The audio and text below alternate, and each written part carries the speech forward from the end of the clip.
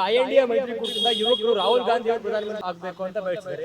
ಆದ್ರೆ ಅನುಭವನೇ ಏನು ಇಲ್ಲದೆ ಇರೋನಿಗೆ ಅಡುಗೆ ಮಾಡೋ ಅನ್ನೋದು ಎಷ್ಟು ನಗು ಮಾತು ಬರುತ್ತೋ ಅಷ್ಟೇ ಅವರಲ್ಲಿ. ಯುವ ಅನ್ನೋದು ವಯಸ್ಸಿಗಲ್ಲ ಸಂಬಂಧ, ಅನುಭವ ಅನ್ನೋದು ಯುವ. ಈ ಗಾರೆ ಕೆಲಸ ಮಾಡೋರಾಗಿ, ಕೂಲಿ ಕೆಲಸ ಮಾಡೋರು ಅವ್ರಿಗೆ ಏನ್ ವ್ಯವಸ್ಥೆ, ಈಗ ಉಚಿತವಾಗಿ ಬಸ್ ಪ್ರಯಾಣ ಅಂತ ಬಿಟ್ಟವ್ರು, ಯಾರು ಬಡವರ ಉನ್ನತವರ ಅನ್ನೋದನ್ನ ಸ್ವಲ್ಪ ಯೋಚನೆ ಮಾಡಿದ್ರೆ ಉಚಿತ ಅನ್ನೋದು ಜನಗಳಿಗೆ ಅವಕಾಶ ಅನುಕೂಲ ಅಂತೂ ಆಗೋದಿಲ್ಲ. ಉಚಿತವಾಗಿ ಬರುತ್ತೆ ಅಂದ್ರೆ ಅವನೇ ಕೆಲಸ ಮಾಡ್ತಾನೆ. ಬಿಜೆಪಿ ಮತ್ತು ಜೆಡಿಎಸ್ ಮೈತ್ರಿ ಮಾಡ್ತಾರೆ. ಇವತ್ತು ಒಂದಾಗ್ತಾರೆ, ನಾಳೆ ಬೇರೆ ಆಗ್ತಾರೆ.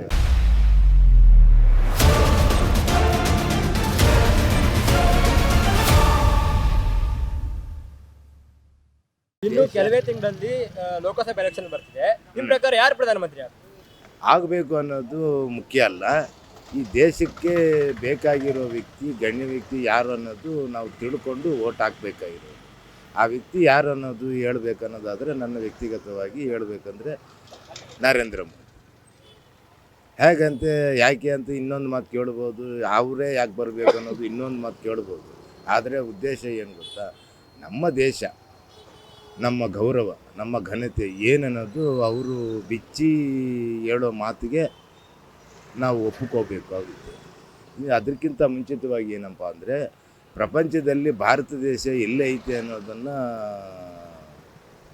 ಕೆಲವು ವರ್ಷಗಳ ಹಿಂದೆ ನನಗೆ ತಿಳಿದಂಗೆ, ನನ್ನ ಅನುಭವಕ್ಕೆ, ನನ್ನ ವಯಸ್ಸು 63 ವರ್ಷ, ಒಂದು 45 ವರ್ಷ ಹಿಂದಿನ ಮಾತು, ಇಂಡಿಯಾನ ಭಾರತ ಇಂಡಿಯಾನ ಅಂತ ತಲೆ ಕೆರ್ಕೊಂಡು ಅವ್ರನ್ನೂ ನಾನು ಕಂಡಿದ್ದೀನಿ. ಈಗ ಏನಪ್ಪ ಅಂದರೆ, ಇಂಡಿಯನ್ ಅಂದ್ರೇನು, ಅವರ ಭಾರತ ಅಂದರೆ ಓ ಇವರ ಅನ್ನೋದು ಒಂದಷ್ಟು ಜನಗಳಲ್ಲಿ, ಪ್ರಪಂಚದಲ್ಲಿ ಇದೊಂದು ನಿಖಚಿತವಾಗಿ ನಮ್ಮದು ಅಂತ ಒಂದು ಹೆಸರು ಅನ್ನೋದು ನಿಂತೈತೆ. ಕಾರಣ ನರೇಂದ್ರ ಮೋದಿ ಅಂತಲ್ಲ, ದೇಶದಲ್ಲಿರೋ ವ್ಯಕ್ತಿ ಅಂದರು ಅವರವರು ಮಾಡಿರೋ ಕೆಲಸಗಳಿಂದನೇ ದೇಶಕ್ಕೆ ಆ ಹೆಸರು ಬಂದೈತೆ. ಈಗಲೂ ಏನಪ್ಪ ಅಂದರೆ ನರೇಂದ್ರ ಮೋದಿನೇ ಆಗಬೇಕು ಅನ್ನೋದೇ ನನ್ನ ಉದ್ದೇಶ, ನನ್ನ ವ್ಯಕ್ತಿಗತ ಉದ್ದೇಶ.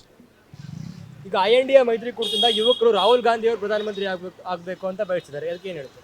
ಅವರು ರಾಹುಲ್ ಗಾಂಧಿ ಪ್ರಧಾನಿ ಮಂತ್ರಿ ಆಗಬೇಕು ಅನ್ನೋದು ಬಯಸೋದು ತಪ್ಪೇನಿಲ್ಲ. ಆದರೆ ಆತನಿಗೆ ಇನ್ನಷ್ಟು ದೇಶದ ಬಗ್ಗೆ, ಯಾವ ರಾಷ್ಟ್ರದ ಬಗ್ಗೆ, ಯಾವ ವ್ಯವಹಾರದ ಬಗ್ಗೆ ಅನ್ನೋದು ಒಂದು ಅನುಭವ ಆಗಬೇಕು. ಆತನಿಗೆ ಅನುಭವ ಅನ್ನೋದು ಆಗಬೇಕು.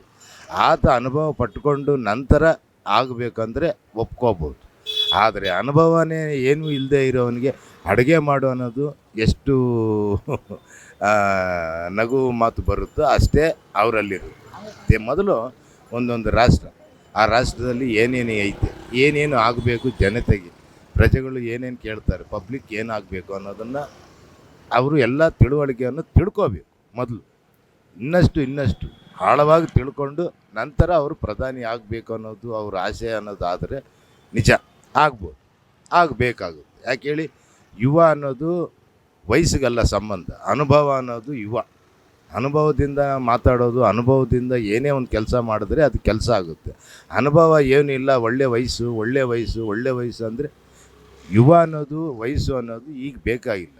ಒಳ್ಳೆ ಆಲೋಚನೆ ಇರಬೇಕು, ಒಳ್ಳೆ ಉದ್ದೇಶ ಇರಬೇಕು. ಅದರಿಂದನೇ ಅನುಭವ, ವಯಸ್ಸು ಅದಕ್ಕೆ ತಗ್ಗ ಹಾಗೆ ಇರುತ್ತೆ. ಈಗ ಪ್ರಸ್ತುತ ರಾಜ್ಯದಲ್ಲಿರುವ ಕಾಂಗ್ರೆಸ್ ಸರ್ಕಾರದ ಬಗ್ಗೆ ನಿಮ್ಮ ಅಭಿಪ್ರಾಯ ಏನು? ಕಾಂಗ್ರೆಸ್ ಬಗ್ಗೆ ನನ್ನ ಅಭಿಪ್ರಾಯ ಏನಂದರೆ, ಪ್ರತಿಯೊಬ್ಬರಿಗೂ ಯಾರೇ ಆಗಿರಲಿ, ಅವರು ಕೆಲಸ ಮಾಡೋರೇ ಆಗಿರಲಿ, ಕೆಲಸ ಮಾಡದೇ ಇರೋರು ಅನ್ನೋದು ಯಾರು ಅಂದರೆ ಕೂಲಿ ಕೆಲಸಗಾರ. ಅವ್ರಿಗೆ ಇವತ್ತೊಂದು ದಿವಸ ಕೆಲಸ ಇರುತ್ತೆ, 4 ದಿವಸ ಕೆಲಸ ಇರಲ್ಲ, ಒಪ್ಕೊಳ್ತೀನಿ. ಈ ಸರ್ಕಾರದಲ್ಲಿ ಕೆಲಸ ಮಾಡೋರು ನಿರಂತರವಾಗಿ ತಿಂಗಳೆಲ್ಲ ಕೆಲಸ ಮಾಡ್ತಾರೆ, ಸಂಬಳ ಮಾತ್ರ ಖಚಿತವಾಗಿ ತಗೊತಾರೆ. ಅದರಲ್ಲೂ ಅವ್ರಿಗೆ ಬೇಕಾದಷ್ಟು ರಜಾ ಅನ್ನೋದು ಇರುತ್ತೆ. ತಿಂಗಳಲ್ಲಿ 4 ದಿನ 5 ದಿನ ಭಾನುವಾರ ಅನ್ನೋದು ಬರುತ್ತೆ, ಅವು ರಜಾ ಆಗ್ತಾರೆ. ಆಮೇಲೆ ಅವರಿಗೆ ಏನೇನೋ CL EL ಮೆಡಿಕಲ್ಲು ಅಂತ ಒಂದು ರಜಾಗಳು ಕೊಟ್ಟಿರ್ತಾರೆ ಸರ್ಕಾರ. ಅದನ್ನು ಬಳಸ್ಕೊಂಡ್ರೆ ಅವರು ಇಡೀ ವರ್ಷಕ್ಕೆ 200 ದಿವಸನೂ ಅವ್ರು ಕೆಲಸ ಮಾಡಲ್ಲ. ಇಡೀ ಒಂದು ವರ್ಷಕ್ಕೆ 200 ದಿವಸ ಕೆಲಸ ಮಾಡಲ್ಲ. ಅಂಥದ್ರಲ್ಲಿ ಅವ್ರ ಅನುಕೂಲ ಅವ್ರಿಗೆ ಆಗುತ್ತೆ ಅನ್ನೋದಾದರೆ, ಮತ್ತು ಈ ಬೀದಿನಲ್ಲಿರೋರು, ಈ ಕಾರ್ಮಿಕರನ್ನೋರು ಇರ್ತಾರಲ್ಲ, ಈ ಆಟೋ ಡ್ರೈವರ್ಗಳಾಗಲಿ, ಈ ಗಾರೆ ಕೆಲಸ ಮಾಡೋರಾಗಿರಲಿ, ಯಾವುದೇ ಆಗಿರಲಿ, ಕೂಲಿ ಕೆಲಸ ಮಾಡೋರಿಗೆ ಅವ್ರಿಗೇನು ವ್ಯವಸ್ಥೆ ಅದನ್ನು ಹೇಳಿ ಮೊದಲು. ಅವ್ರಿಗೇನು ವ್ಯವಸ್ಥೆ? ಈಗ ಉಚಿತವಾಗಿ ಬಸ್ಸು ಪ್ರಯಾಣ ಅಂತ ಬಿಟ್ಟವ್ರು, ನಿಜ ಚೆನ್ನಾಗೈತೆ. ಪ್ರಜೆಗಳಿಗೋಸ್ಕರ ಪಬ್ಲಿಕ್ಗೆ ಒಂದು ಅವಕಾಶ ಅನುಕೂಲ ನೀವು ಕೊಟ್ಟಿದ್ದೀರ. ಯಾರವರು ಬಡವರ ಉನ್ನತವರ ಅನ್ನೋದನ್ನು ಸ್ವಲ್ಪ ಯೋಚನೆ ಮಾಡಿದ್ರೆ ಉಚಿತವಾಗಿ ನೀನು ಬಸ್ಸು ಪ್ರಯಾಣ ಅನ್ನೋದು ನೀನು ಕೊಟ್ಟಿದ್ದಿ.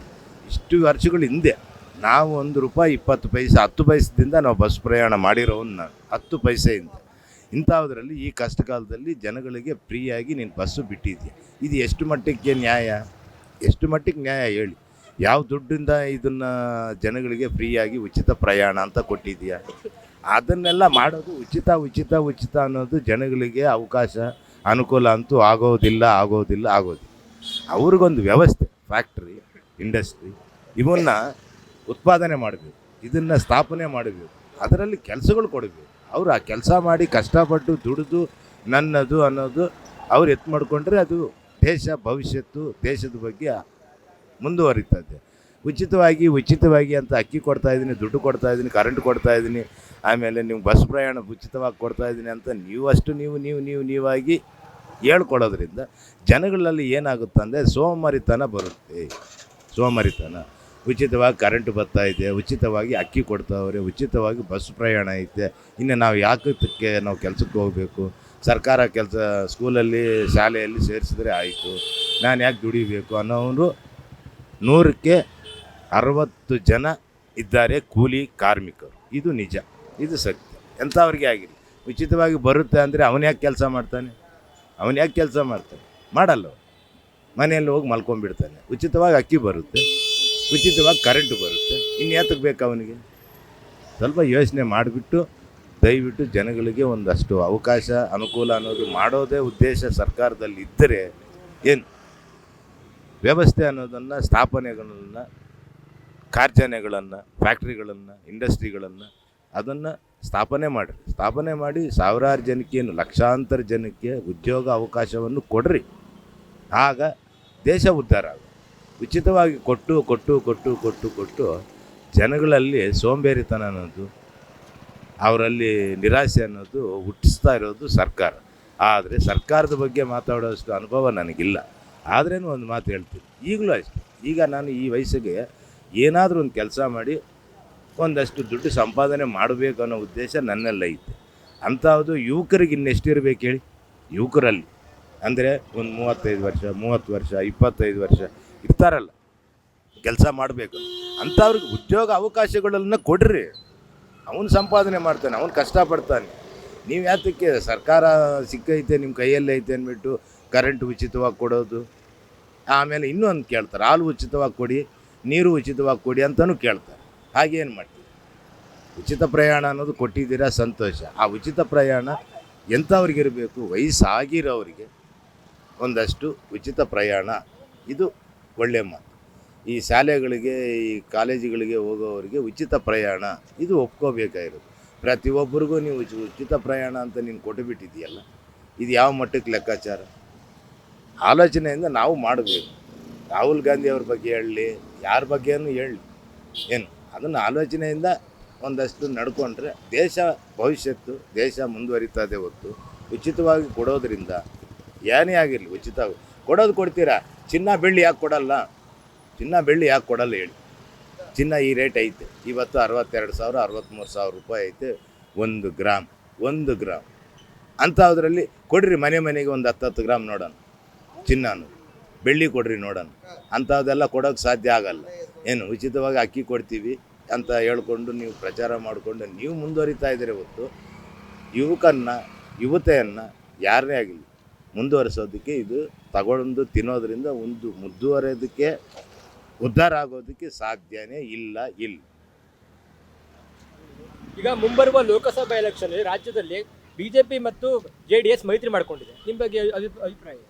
ಇವರು ರಾಜಕೀಯದವ್ರ ಬಗ್ಗೆ ಹೇಳಬೇಕಂದ್ರೆ ಇವತ್ತು ಒಂದಾಗ್ತಾರೆ, ನಾಳೆ ಬೇರೆ ಆಗ್ತಾರೆ.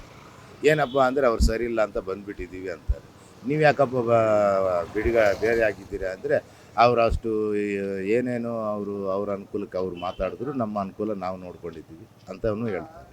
ಇವ್ರು ಇಂಥವು ಕೆಲಸ ಮಾಡೋರೆ, ನಮಗೆ ಇಷ್ಟ ಇರಲಿಲ್ಲ ಅಂತ ಎದೆ ಮೇಲೆ ಕೈ ಇಟ್ಕೊಂಡು ಹೇಳೋ ಅಂಥ ರಾಜಕೀಯ ನಾಯಕರು ಯಾರೂ ಇಲ್ಲ ಈ ದೇಶದಲ್ಲಿ, ಯಾರೂ ಇಲ್ಲ. ಅವರವ್ರ ಅನುಕೂಲ ಅವ್ರು ನೋಡ್ಕೊಳ್ಳೋದಕ್ಕೋಸ್ಕರಕ್ಕೆ ಅವರು ಮೈತ್ರಿ, ಸ್ನೇಹ, ಏನೇನೋ ಕೈ ಚಾಚಿ ಏನು ಬೇಕಾದರೂ ಮಾಡ್ತಾರೆ. ಒಂದು ಅನುಭವದಿಂದ ಹೇಳ್ತಾರೆ. ಈಗ ಯಡಿಯೂರಪ್ಪ ಇದ್ದಿದ್ದ ಕಾಲದಲ್ಲಿ ಅವರು ಮೈತ್ರಿ ಮಾಡಿಕೊಂಡ್ರು. ಯಡಿಯೂರಪ್ಪ ಏನೋ ಕೇಳ್ದ ಏನೋ ಆಗೈತೆ ಅಂದ್ಬಿಟ್ಟು ಮತ್ತೆ ಅವರು ಬೇರೆ ಆದರು. ಈ ರೀತಿಯಲ್ಲಿ ಆಮೇಲೆ ಅವ್ರು ಬೇರೆ ಆದರೆ ಅಂದ್ಬಿಟ್ಟು ಕಾಂಗ್ರೆಸ್ನವ್ರ ಕೈ ಮಿಲಾಯಿಸ್ಕೊಂಡು ಒಂದಾದರು. ಅವರೇನೋ ಸರಿ ಇಲ್ಲ ಅಂದ್ಬಿಟ್ಟು ಮತ್ತೆ ಇನ್ನೊಂದು. ಈ ರೀತಿಯಲ್ಲಿ ಮಾಡೋವ್ರನ್ನ ಯಾರು ಒಪ್ತಾರೆ ಜನಗಳು? ಅವರವರು ಅವಕಾಶ, ಅವರವ್ರ ಅನುಕೂಲ ಅವ್ರಿಗೆ ಆಗಬೇಕನ್ನೋ ಉದ್ದೇಶದಿಂದಲೇ ಈ ಮೈತ್ರಿ, ಕೈ ಚಾಚೋದು, ಸ್ನೇಹ ಅನ್ನೋದು ಇವೆಲ್ಲ ಇದ್ದೇ ಇರುತ್ತೆ. ಇವು ಕಾಮನ್ನಾಗಿ ನಡೀತಾ ಇದೆ. ಆದ್ರೇನು ಇವರು ಜನಗಳಲ್ಲಿ ಒಂದಷ್ಟು ತಿಳುವಳಿಕೆ ಅನ್ನೋದು ಈಗ ಐತೆ. ಇವತ್ತು ಈ ಜೊತೆಗಿದ್ದಾರೆ, ನಾಳೆ ಯಾವಾಗ ಇವರು ಬೇರೆ ಆಗ್ತಾರೋ ಗೊತ್ತಿಲ್ಲ ಅನ್ನೋದು ಅಷ್ಟು ತಿಳುವಳಿಕೆ ಬಂದೈತೆ ಜನಗಳಲ್ಲಿ. ನನಗೆ ತಿಳಿದ ಮಟ್ಟಿಗೆ ಬಂದೈತೆ. ನನ್ನಲ್ಲಿ ಇರೋದು ಒಂದು 50-60 ಜನ ಇದ್ದಾರೆ ಸ್ನೇಹಿತರು, ಬಂಧು ಬಳಗ ಅನ್ನೋರು ಲೆಕ್ಕ ಹಾಕ್ಕೊಂಡ್ರೆ ಒಂದು 100 ಜನ ಇದ್ದಾರೆ. 100ರಲ್ಲಿ ಒಂದು 70 ಜನ ಹೇಳ್ತಾ ಇರೋದು ಇದೇ ಮಾತು. ಇವತ್ತು ಒಂದು ಆಗ್ತಾರೆ, ನಾಳೆ ಬೇರೆ ಆಗ್ತಾರೆ. ನಮ್ಗಾಗಬೇಕಾಗಿರೋದೇನು, ನಮ್ಮ ಕೆಲಸಗಳು, ನಮ್ಮ ವ್ಯವಹಾರವನ್ನು ಯಾರು ಮಾಡ್ತಾರೋ ಅವ್ರಿಗೆ ಓಟ್ ಹಾಕೋಣ. ಇನ್ನೊಂದು, ಈ ಉಚಿತ ನಿವೇಶನ ಕೊಡೋವಂಥದ್ದೇ ಆಗಿರಲಿ, ಉಚಿತ ಮನೆಗಳು ಕೊಡೋದಾದ್ರಲ್ಲಿ ಒಂದು ಗಮನ ಇಟ್ಟರೆ ಏನಂದರೆ ಅವನಿಗೆ ಒಂದಷ್ಟು ಹೆಜ್ಜೆ, ಒಂದು ಅಡಿ, ಒಂದು ಚದರ ಅವನಿಗೆ ಏನು ಇರಲ್ಲ ಅನ್ನೋವನಿಗೆ ಮನೆ ಅನ್ನೋದು ವ್ಯವಸ್ಥೆ ಮಾಡಿದ್ರೆ ಅದು ದೇಶ ಉದ್ಧಾರ ಅಂತ. ಸರ್ಕಾರ ಅಂದರೆ ಸರ್ಕಾರನಾಗೇ ಇರಬೇಕು ಹೊತ್ತು. ಈಗ ಏನಾಗ್ಬಿಟ್ಟೈತೆ ಅಂದರೆ ಸರ್ಕಾರ ಅಂದರೆ ಏನಪ್ಪ ಆಗ್ಬಿಟ್ಟೈತೆ ಅಂದರೆ ಏನೋ ಒಂಥರ ಈ ಜೂಟಾಟ ಆಗ್ಬಿಟ್ಟೈತೆ. ಇವ್ರು ಇವತ್ತು ಇರ್ತಾರೆ, ನಾಳೆ ಅವ್ರು ಬರ್ತಾರೆ, ನಾಳೆ ಅವ್ರು ಇರ್ತಾರೆ, ನಾಳೆ ಇನ್ನೊಬ್ಬರು ಬರ್ತಾರೆ. ಹಿಂಗೆ ಆಗೋಗ್ಬಿಟ್ಟೈತೆ. ಮತ್ತು ಜನತೆ ಉದ್ಧಾರ ಆಗೋದು ಯಾವಾಗ? ದೇಶ ಉದ್ಧಾರದ ಯಾವಾಗ ಹೇಳಿ? ಇದನ್ನು ಜನಗತ್ತಿಗೆ ನಾನು ಹೇಳೋದಿಷ್ಟ.